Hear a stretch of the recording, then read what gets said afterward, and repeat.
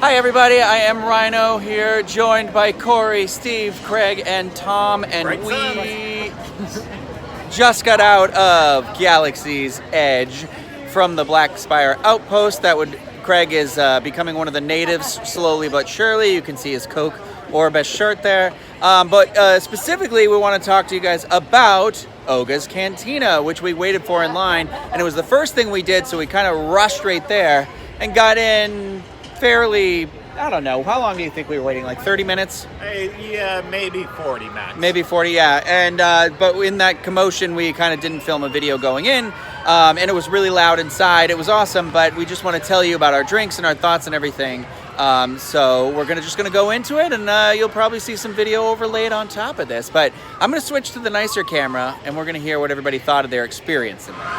I personally loved the Cantina. I loved DJ Rex in there. I thought the music was really fitting. That was always something I was kind of concerned of.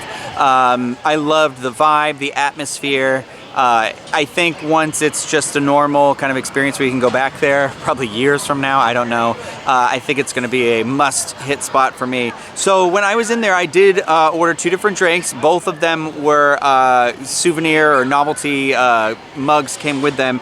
The most important one to me, obviously, is always, with anything, is Ewok themed. And I got the Yub Nub, which is Malibu pineapple rum, Sailor Jerry spiced rum, citrus juices, passion fruit, served in the souvenir Endor mug, which was $42 plus tax. It's a lot of money. The mug is really nice, though. I like it because it depicts the Battle of Endor as you spin it around. And at first I wasn't sure, but when I saw it in person, I was like, I love it. And it even says first edition on the bottom, which leads me to believe someday there'll be a different one. So that's very exciting. As far as the drink is concerned, it was interesting. It sounds very kind of like, you know, normal. You got your 2 different types of rum, the citrus, the passion fruit, but there was also kind of like chia seeds in it or something that gave it this earthy texture, where I believe that possibly an Ewok could have made it for me. Oh, something in there.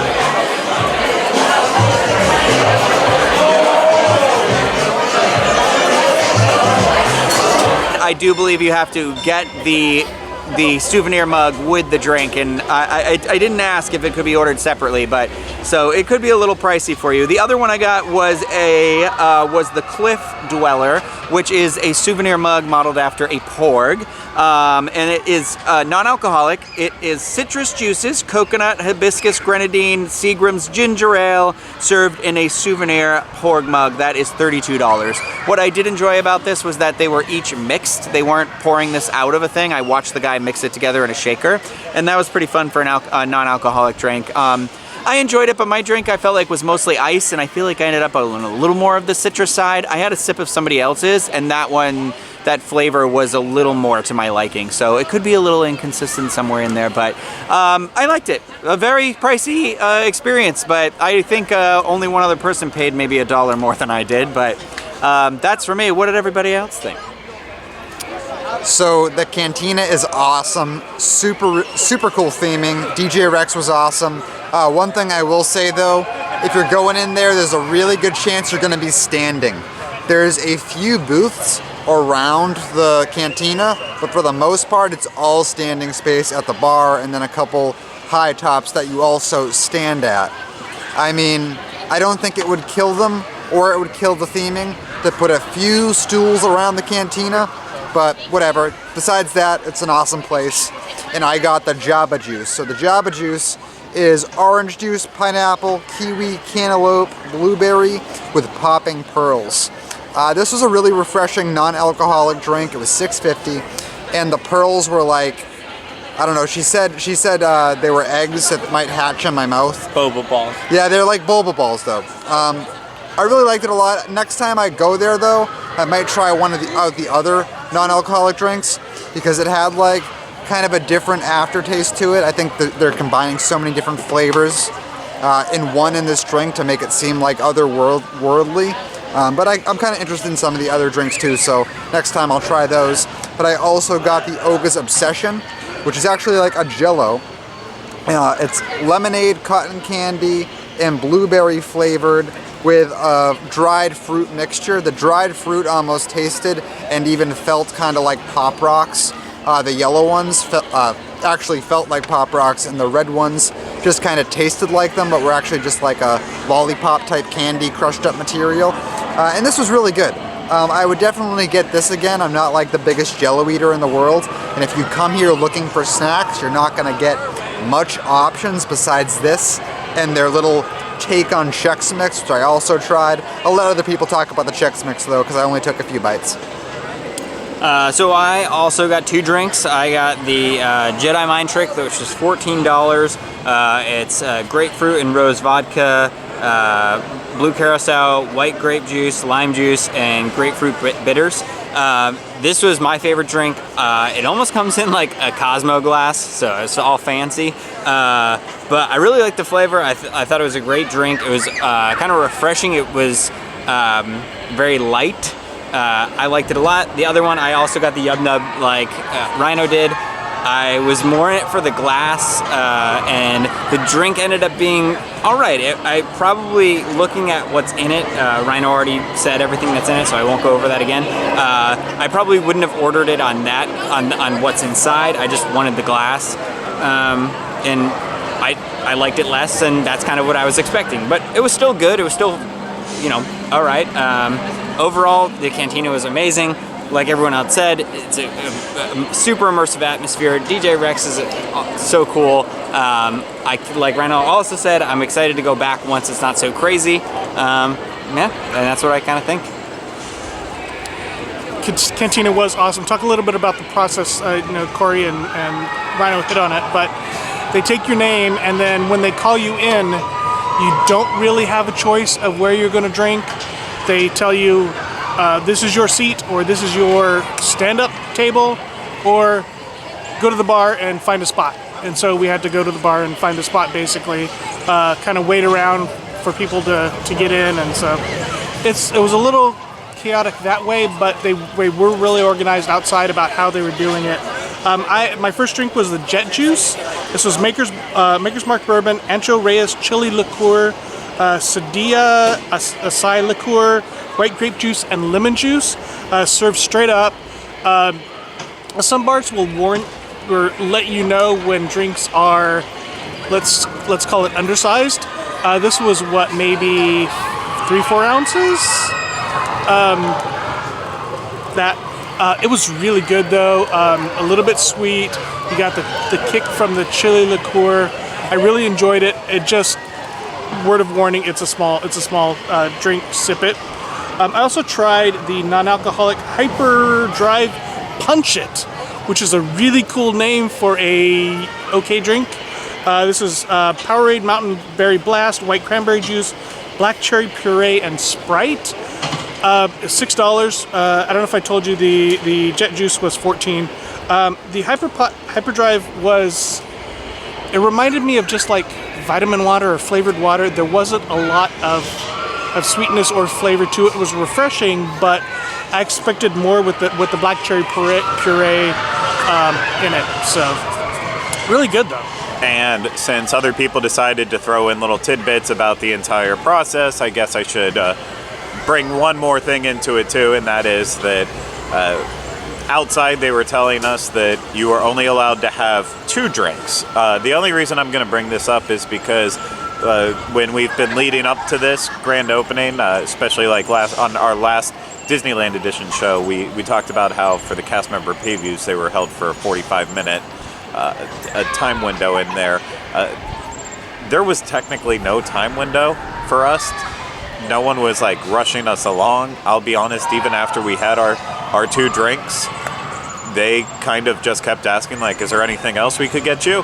So I don't know if they're going to tighten up on that. I don't know if it was just a first day thing, but keep that in mind. So I, of course, get there very early, because if you do have a situation like this, people could be sitting inside there a lot longer.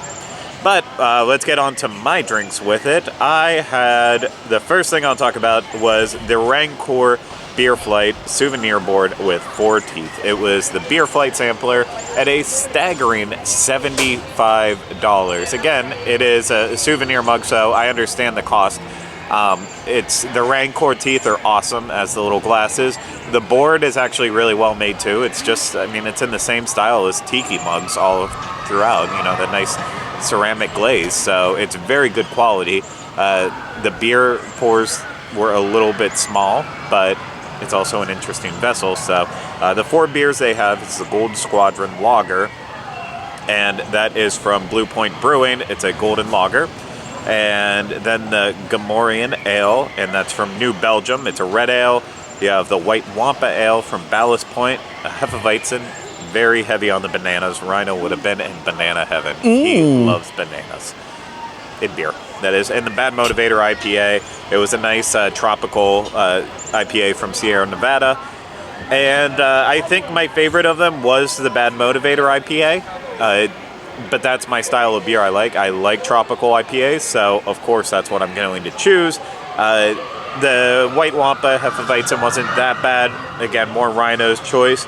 I thought the Golden Lager was, the Gold Squadron Lager, sorry, was light and refreshing, and the Gamorrean Ale was kind of probably the best all around for someone who doesn't really quite know what they like. So I would maybe recommend, if you are a beer person, don't go all the way in on the flight. Maybe just be okay with choosing whatever one you want from there. And then the next thing I want to talk about is the Fuzzy Tauntaun. So that is Ciroc Peach Vodka, Bowls Peach Schnapps, and Simply Orange topped with tangerine, pure cane sugar, and Buzz Foam at $15. So, Ryno, what did the bartender say it was essentially? A fuzzy navel? I think he said that. A peach navel? Yeah, because it had peach in it. Yeah, I think he said it was like a fuzzy navel, essentially. And it was very peach flavored forward on that. And it was nice. And I don't like sweet drinks, but it had a sweetness to it, but it wasn't overpowering. And so I enjoyed it. But then there's some sort of ingredient in the mix, and of course they won't tell you, but it basically makes your mouth go numb. Yeah. For tingly. Tingly. Lips and tongue. And yes, and I did not expect it, and it actually, it was a pleasant surprise. Well, it was a really fun drink. You guys must have got the poison batch. Yeah, so there was a little bit of the theming going in there too, so I would actually heavily recommend that. That was pretty cool. I would try one in the future again. And then I think that was actually my favorite drink. Yeah. I ordered the Batuu bits for the menu, and it was snack mix. So if you've ever been to a bar, you know, it had, of course, the wasabi, little wasabi bites, and a little bit of weird, not Ritz crackers, but crackers and other things. And no, don't get it. It should be given out free to everyone who's going in there and spending hundreds of dollars, but whatever. I wouldn't recommend getting it, but I do recommend Oga's Cantina. I think it's actually probably my favorite environment in the entire place. So I'll let Ryno wrap it up, but that's what I think. Yeah, so that's how everybody's thoughts on it. I thought the environment was great. You're in there looking around and you're like, I'm in a Star Wars movie right now. Like, this looks exactly like, it could be the cantina that they go to on Coruscant. It could be the cantina from A New Hope, which is, I can't remember the name of right now, and I feel like a complete idiot. Mos Eisley Cantina. Mos Eisley, yeah. So I liked it. It is pricey. All this stuff is pricey in there, so you have to ask yourself, like, what am I here for? What is the experience?